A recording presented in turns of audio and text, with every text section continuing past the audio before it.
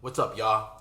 On today's Rants from the Third Rail, I'm going to be discussing the injury to Cookie Carrasco, the depth of the starting rotation without Cookie Carrasco and Noah Syndergaard. We're also going to be talking about that lineup or the depth chart with all position players, even the bullpen.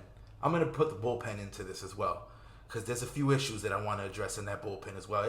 It's a little shaky, but at the same time, if one of two arms can come together and the other two arms that we acquired this offseason can do what they've been doing to spring training, I have high hopes for the bullpen.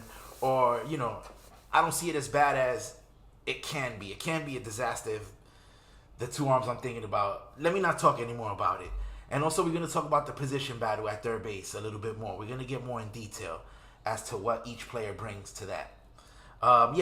So with that, hang tight. The 7 train's right there. Yo, hurry up and make it. Hurry up. Let's go. This is a Mets Willits Point bound 7 local train. The next and last stop is Mets Willits Point. Stand clear of the closing doors, please.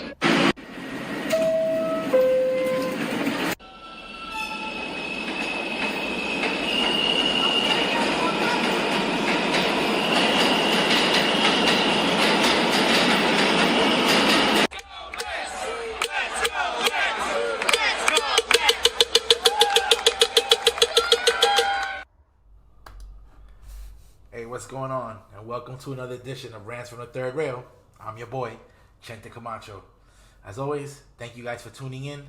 New viewers and returning viewers alike, please do not forget to like, share, and subscribe. Go ahead and click on the little button down there and hit the bell for notifications to receive alerts when I drop new videos or new material, whatever I broadcast on my channel. Let's jump right into it, y'all. This depth chart as we go, and as I spoke on early on when I introduced the show. We're going to start with the rotation. I understand that people are very frustrated with Cookie Carrasco. Relax. There's nothing really to be worried about as long as it doesn't surpass the 6 to 8 weeks that they give in this thing. So we should be having him back hopefully, Memorial Day sometime. That'd be good at worst case scenario, hopefully sooner. Let's not rush him back, because what this does is it provides proof to a lot of non-believers of the depth on this team and the rotation. So we don't have Noah Syndergaard and we don't have Cookie Carrasco right now, right? So what that does, erase Carrasco from that equation. That takes Marcus Stroman and puts him as a second starter. Taijuan Walker becomes our third starter.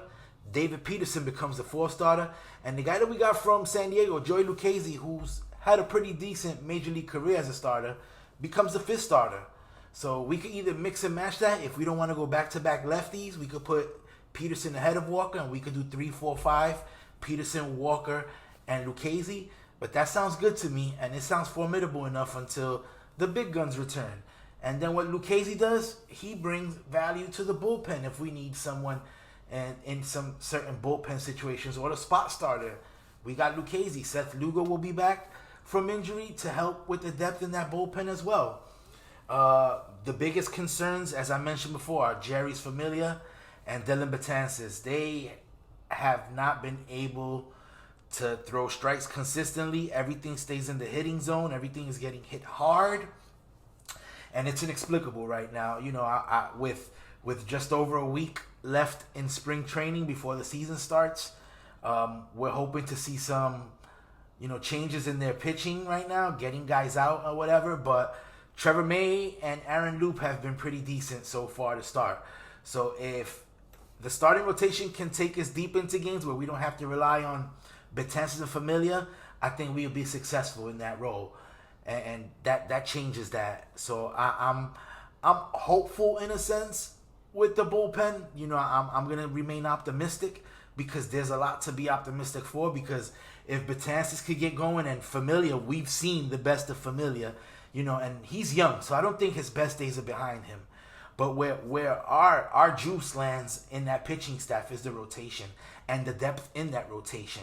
I mean, to lose two guys of the caliber of Noah Syndergaard and Cookie Carrasco, and to be able to just bring guys in and just slide that lineup or that rotation into what it is right now, what I mentioned, which would be DeGrom, Stroman, either Walker or Peterson, and then we got the guy Lucchesi. It's gonna be fun to watch.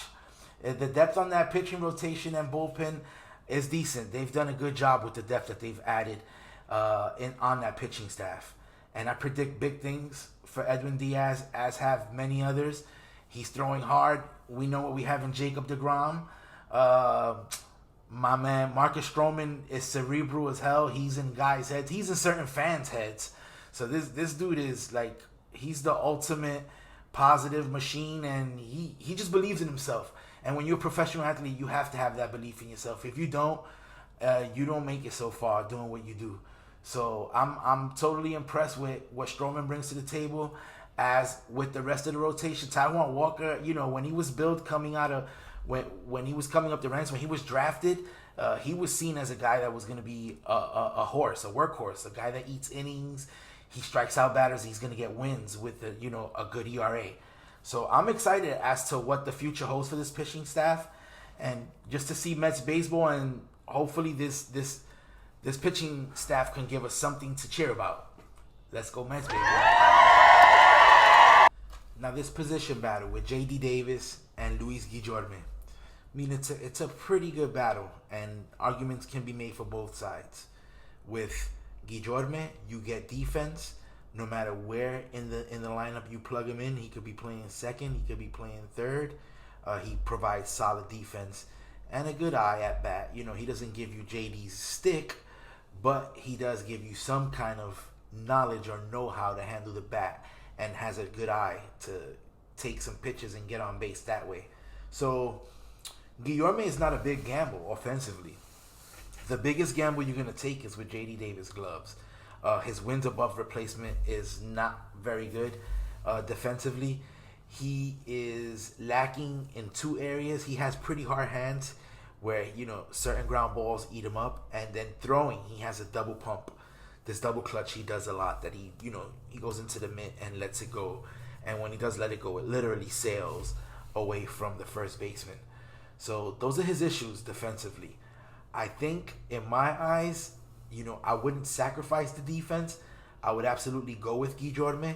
But if we want to be fair and give them both time to play, well, let's do it by depending who the starting pitcher is of the day.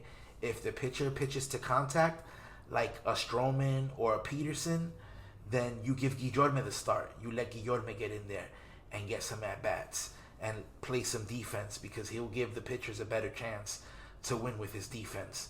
Where on the nights that, the pitchers don't pitch so much contact, like at DeGrom, for example, you give J.D. Davis the start. It's going to be a pretty, not easy day at third, but it won't be as laborious if someone like Stroman pitches, who pitches to contact.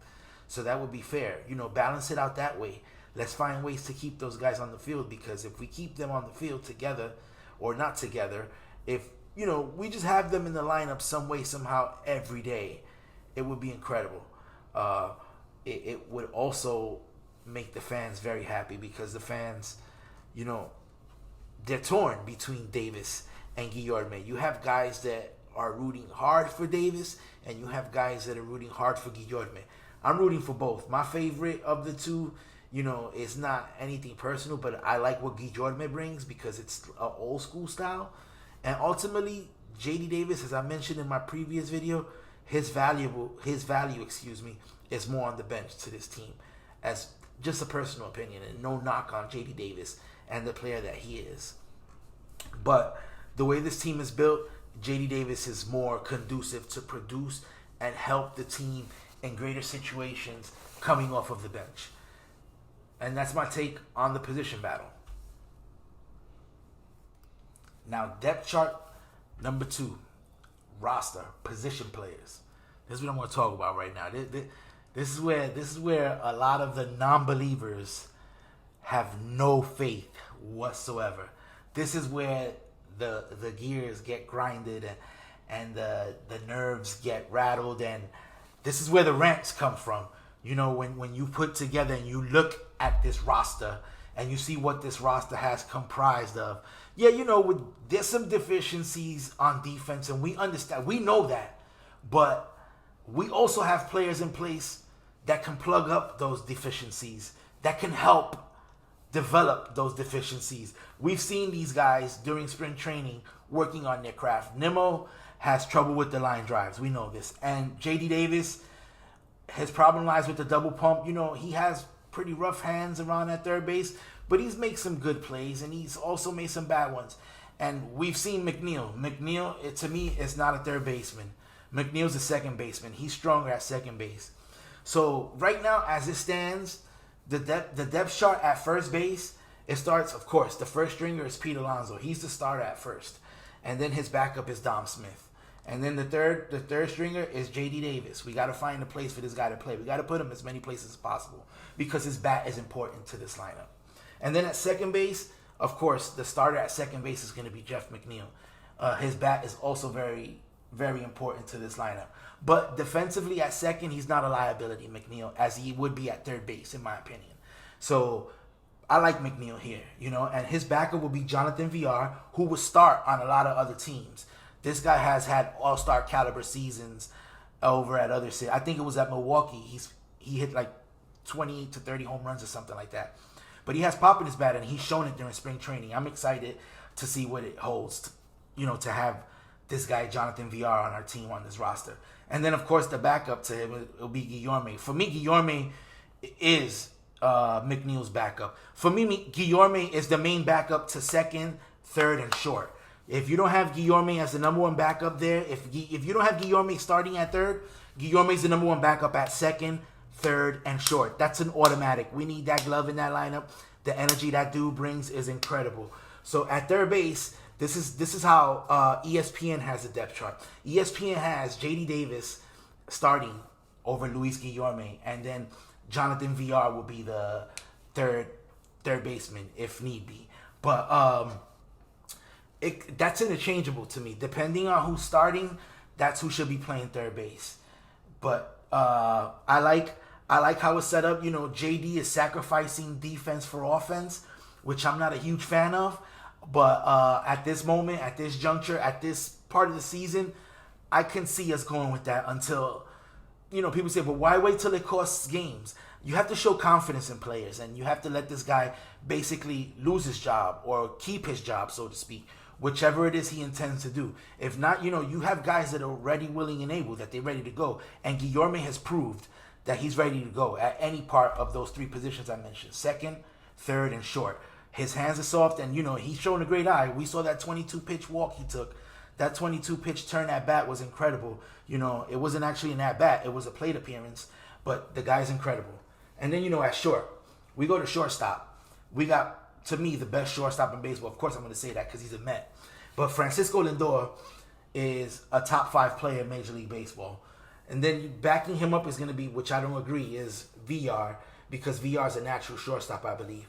But Guillorme's in there. Guillorme gang is ready to go. This team is primed to do some special things in my eyes.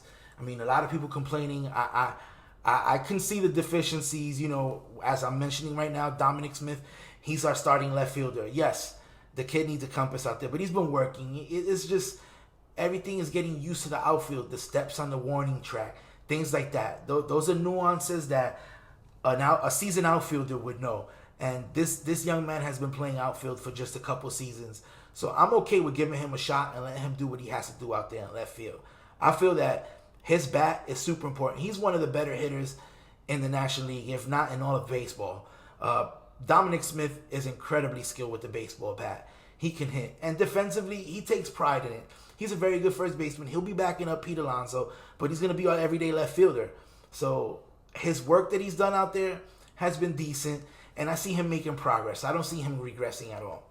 In center field, everyone has a problem. Yeah, and that's Brandon Nimmo. And Brandon Nimmo presents the best opportunities. Again, we're sacrificing defense for offense because of his on-base percentage and his ability to walk and get on base and set the table, so to speak. We need him in that lineup. And defensively, he has troubles with the line drives, as do many outfielders. Let's be fair, because like I've mentioned on many of my other videos, line drives are almost, they're not impossible to judge, but they're tough to judge. they're really difficult to judge, and those are the ones that eat him up all the time. That's why he plays so deep, because he's afraid to play shallow in case he starts to run in and see the ball and it tails away on him and takes off. Sometimes it can go over his head, which we've seen numerous times. He's misjudged the ball. And then at right field, we got Scooter. What can I say? Scooter's an all-star. Scooter's our guy. Scooter's one of those pieces that, along with Lindor, we need to sign. So I'm hoping things get done properly with Cohen and his team reaching out to these guys. We can get a deal done. But those are the starters. And then the backups to these guys, the backup to Dominic Smith is Nimmo, of course. And then Pilar and Pilar. He backs up both Conforto and Nimmo at center. So Almora is the fourth outfielder, or the fifth outfielder, defensive replacement. He's going to be, this team is primed to do some nice things, man. At first, I didn't like the Almora and VR signing, but after noticing, reading their statistics and watching Almora play center field, and he can play all three outfield positions. He has a good arm. He covers ground. He's pretty fast. He handles the bat pretty decently as well. So I like the signing. I'm excited. This team is primed to do some nice stuff. Fans, be excited. I'm tired of hearing all the pessimism and all the negativity and bashing our own players. This ain't for that. It's always hashtag LFGM all day. Let's go Mets. As always, this is Rants from the Third Rail, y'all. Your boy Chente Camacho signing off. Peace and love.